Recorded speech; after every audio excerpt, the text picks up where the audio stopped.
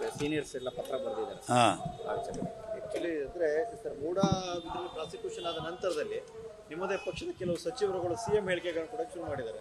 ನಾನು ಆಕಾಂಕ್ಷಿ ಇದ್ದೀನಿ, ಮುಂದೆ ಸದ್ಯಕ್ಕೆ ಬದಲಾವಣೆ ಇಲ್ಲ, ಆದರೂ ನಾನು ಆಗ್ತೀನಿ ಮುಂದೆ, ಈ ಥರ ಎಲ್ಲ ಶುರು ಮಾಡಿದ್ದಾರೆ. ಈಗ ನಮ್ಮ ಸ್ನೇಹಿತರಾದ ಬಿ ಎಲ್ ಶಂಕರು ಮತ್ತು ಸುದರ್ಶನ್ ಕೆಲವು ಗೆಳೆಯರು ಸೇರಿ ಏನು ಹೈಕಮಾಂಡ್ಗೆ ಕಾಗದ ಬರೆದಿದ್ದಾರೆ, ಅದು ಭಾಳ ಸರಿ ಇದೆ, ನಾನು ಅದಕ್ಕೆ ಒಪ್ತೀನಿ. ಅನಾವಶ್ಯಕವಾದಂಥ ಗೊಂದಲವನ್ನು ಸೃಷ್ಟಿಸುವುದು ಬೇಡ.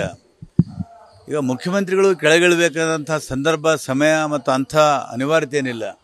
ಹಾಗಾಗಿ ನಿನ್ನೇನು ಹೇಳಿಕೆ ಕೊಟ್ಟಿದ್ದಾರೆ ನಮ್ಮ ಗೆಳೆಯರು, ಅದರ ಪರವಾಗಿ ನಾನು ಸಮರ್ಥನೆ ಮಾಡ್ತೀನಿ. ಏನು ಪರಿಸ್ಥಿತಿ ನಿರ್ಮಾಣ ಇಲ್ಲ. ಡೆಮಾಕ್ರಸಿಯಲ್ಲಿ ಎಲ್ರಿಗೂ ಆಸೆ ಇರ್ತದೆ ಆಗಬೇಕು ಅಂತ ಹೇಳಿ. ಈಗ ಅವರು ಮಾಧ್ಯಮದವರು ಬಂದು ಕೇಳ್ತೀರಿ, ಕೇಳಿದಾಗ ಅವರು ಏನಾದರೂ ಹೇಳಬೇಕಾಗ್ತದೆ.